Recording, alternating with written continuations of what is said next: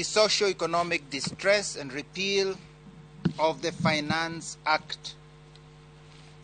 Dear Kenyans, we do realize that part of the disappointment and disillusionment of Kenyans that is leading to the grave agitation and anger is a severe economic distress.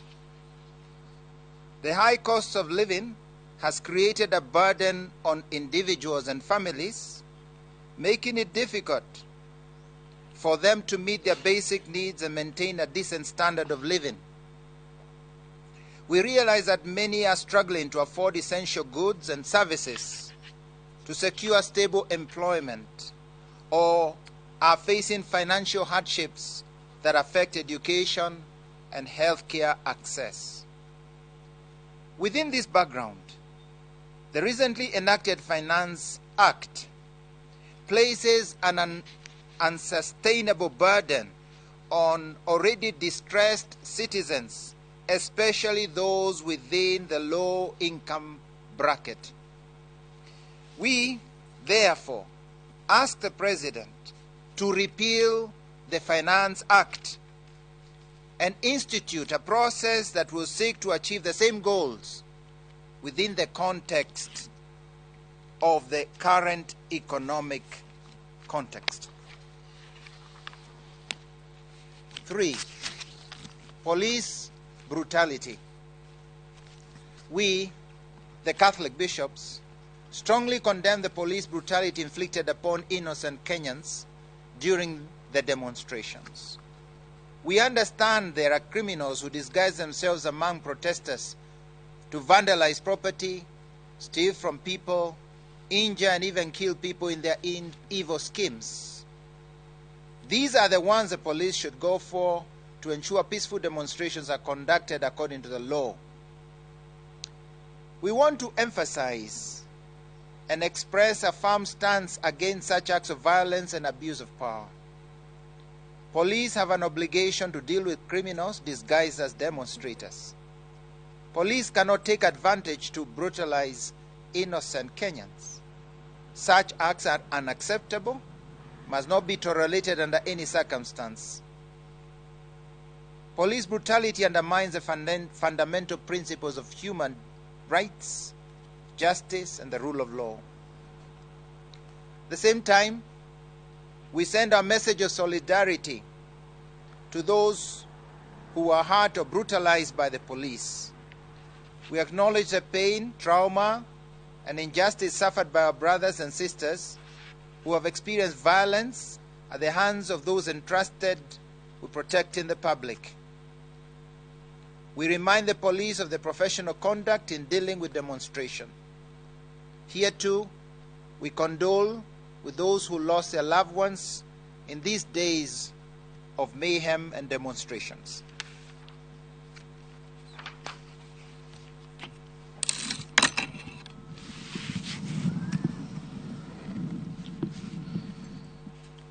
Four, government must listen to the plight of Kenyans.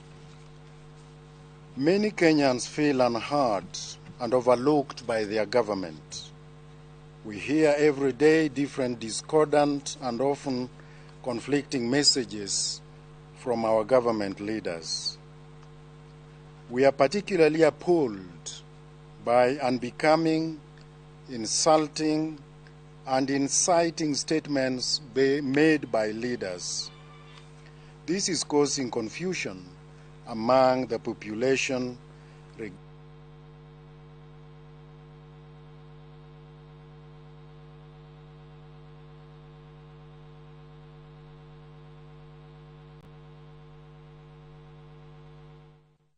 na mwiroreri iyo ni ndudu ya athikafu a kanitha wa Catholic aria mararia mari mwena wa Karen na nitona magikumithia na njira nene mirurungano ino iratafanio ya ngwataniro ya Azimio kuria oho mahinyiriria makiuria President William Ruto na mutongoria wa mung'ethaniro Raila Odinga makorwo na makiaraniria niguo kunina mathina maria marathi bururi na ntukorwo tugicoka ku o hanini mbere ya tondu no marathi na mbere kurekereria ndumiriri yao tuthikiririe.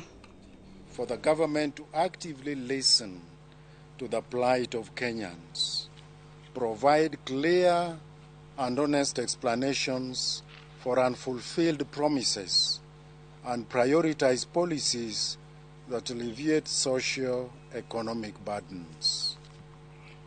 We call for adherence to the rule of law, both for the citizen and the leadership. This includes respect for court orders and rulings.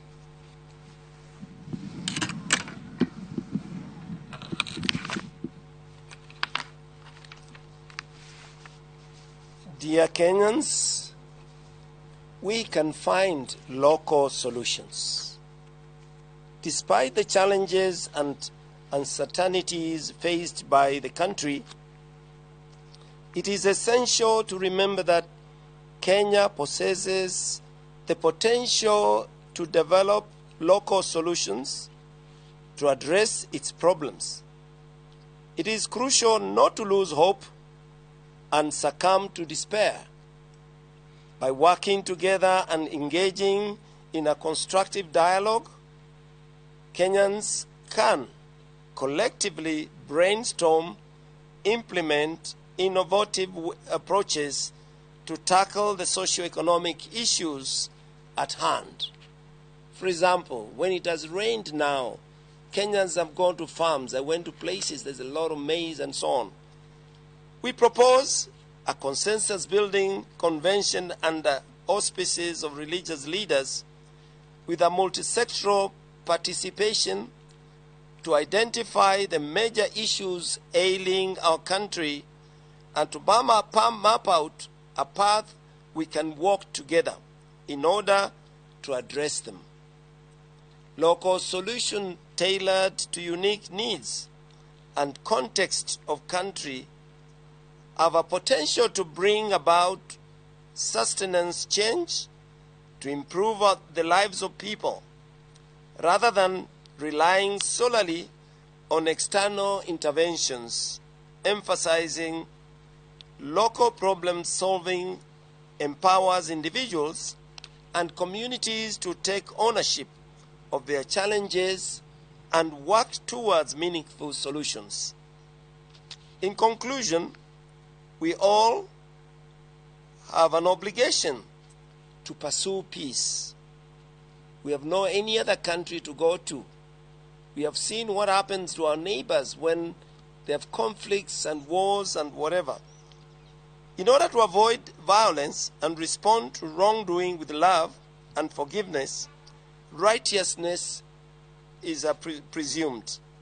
We appeal to all Kenyans, you and I, everyone watching us today. We appeal to all people of goodwill to pray for our country, especially dedicate the day of worship this weekend. And as we have said, that those who pray on Friday, the Muslim, dedicate that. Those who pray on Saturdays, the Sabbatos, dedicate that. Those who pray on Sunday, dedicate that. The families who pray every day, dedicate our country to prayer. The religious communities, for our Catholics, we have other means. We pray through novenas. We have adoration in our chapels, an hour every day. Or those who are in towns and their churches, cathedrals, walk in there for an hour of prayer, half an hour of prayer. We ask our Catholic faithful to dedicate special prayers on this Sunday, 23rd July 2023, and especially in our masses and prayers, in our places of worship. Pray for peace for this country. It's ours. We need to be back to normal. Our God is a loving country. We believe in reconciliation and solving conflicts in a peaceful and just manner, reflecting on the teaching and values of our God. May the peace of our Lord Jesus Christ fall upon you now and always.